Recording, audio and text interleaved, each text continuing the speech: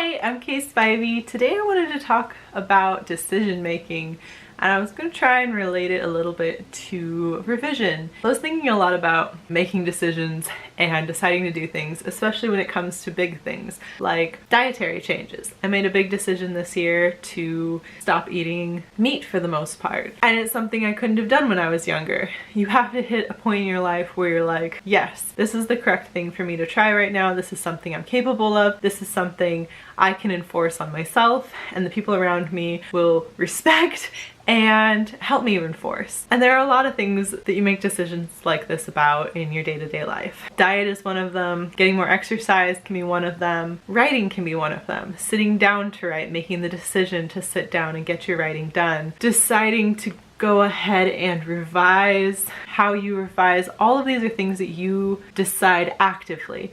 Active decision making is a lot different than passive decision making, where you kind of hit a point where you can either go one way or another and you choose one or the other path. For example, I guess in writing terms, deciding to do or not to do NaNoWriMo is a little more of a passive decision, but then doing the writing every day is more of an active decision. Does that make any sense? Maybe that does. Maybe I'm not explaining that well. I want to talk about it because we're at the end of 2018. One of the main things that I accomplished this year was finishing probably the final big revision of Circuit and getting it to a point where, although I think there are still some things to iron out, it felt ready for querying. It's never come to that before. Although I've wanted to query agents and I've wanted to publish, I haven't been at the point in my life where I could make the decision to actually start doing that process. Even when other people would say, I think this is ready, it didn't feel ready to me. And part of that is the active decision-making process. Part of that is knowing whether or not your work is good enough, knowing whether or not you're in the right place, mentally, physically, emotionally, spiritually, to take the next step with something.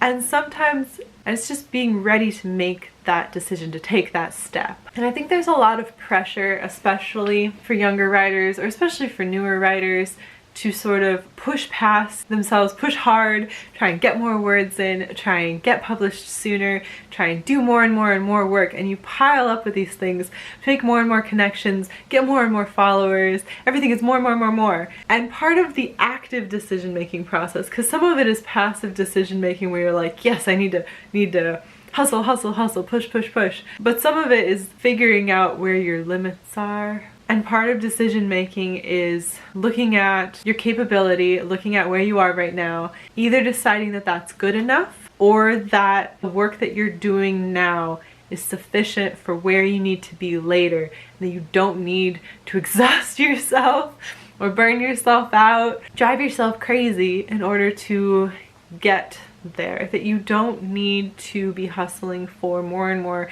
subscribers, more and more views, that you don't need to be hustling for getting more words written, for getting another book out there, that sometimes you can sit back and be like, okay, the quality of content is dipping. I'm gonna take some time, I'm not gonna make a big fuss, I'm not gonna make a big deal, I'm just going to sit back, let things sit. My website is going to just sit as it is. I'm not going to update it every day, I'm not going to update it every month.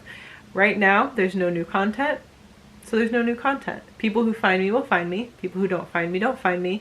And when I'm ready to post something new, people who have found me will find me again. And I think that's really important. I think that's really important for writers because creativity is partly a muscle in the way that you can train it, and it's partly something else. It's that inspiration thing. It's that creative muse thing that there's so much against these days. There's so much, and it's so true that you can't rely on the muse, you can't rely on inspiration, that these things aren't going to push you through life, but you can wait for them between projects. You don't have to hustle when you don't have work. I think I was talking about this with a friend of mine during NaNoWriMo, and she was also trying to do NaNoWriMo this year.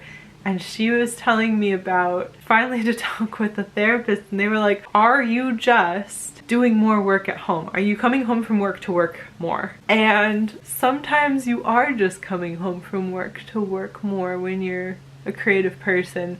Sometimes you're doing things that you love. Sometimes you're in the middle of a draft and you are going, or sometimes you're in the middle of a revision and you need to keep the momentum going to get the revision done for some kind of deadline you've set for yourself. But you also can't just always have a deadline for work that you're not guaranteed a paycheck for a passion project, for a hobby, which for a lot of us writers, especially here on Authortube, a lot of us, writing is a hobby. Writing isn't paying our bills. Writing isn't going to pay our bills. If we want it to in the future, we have to keep paying those bills elsewhere. I've been working a full-time job recently, and it's a lot. I'm not home a whole lot. I recently got a video game I really love, and I want to play that, and sometimes I want to watch TV. And yes, I can set aside the time, and I can work on my writing, and I can actively do that. But at some point, am I coming home from work and working more? The question I think we all need to stop and ask ourselves. Like, if you're starting to feel tired, if you're starting to feel burned out. I've talked about this in my advice for beginning writers video,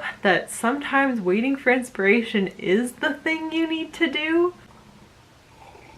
And I think for a lot of us, we feel like we need to follow the crowd, follow the trends, follow the movement, follow this crazy direction the internet is taking as it slowly implodes upon itself. I feel like success and longevity, when you really look at it, comes from a place of continuing to love the work, continuing to do the work, but not to push yourself like a crazy person. Having a real deadline, having a paycheck coming from a real deadline is a completely different thing from writing your first novel in your spare time between homework. And it needs to be treated differently. We need to be making the active decision to treat it differently.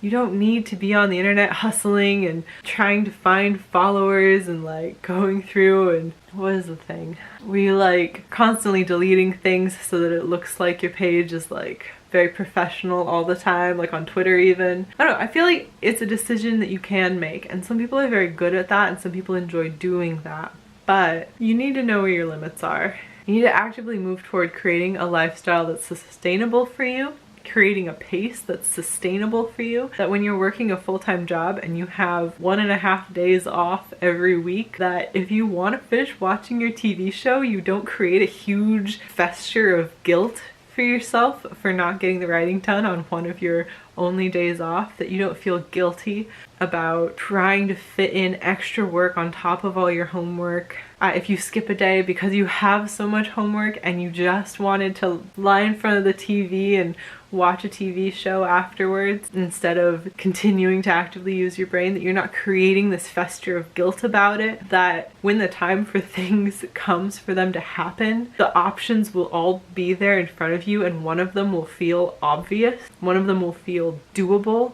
even when it necessarily wasn't the one that was doable or obvious the last time those options were presented to you. I think it's really important to realize that as short as life is very long, and you will have multiple opportunities for things all throughout your life. You will create opportunities for things multiple times throughout your life. If you want to be a writer, you'll get there and you don't have to race for it. You can skip the Twitter, skip the Facebook page, skip the website for now and wait until you have a book out. You can have a trash Tumblr, although Tumblr's on its way out too. You can have a trash page on the internet and just post whatever content you feel like. Just post whatever you want. You can enjoy the internet the way it was enjoyable before you found out about branding yourself. Like, it's okay to do that, but it's also okay to clean everything up and try to become a brand if this is the time for you. I guess what I'm saying is, in 2019, let's all cut ourselves some slack. Everyone else is cutting you some slack. Even the people who deeply believe in you, they're not disappointed that you're not where they thought you might be by now.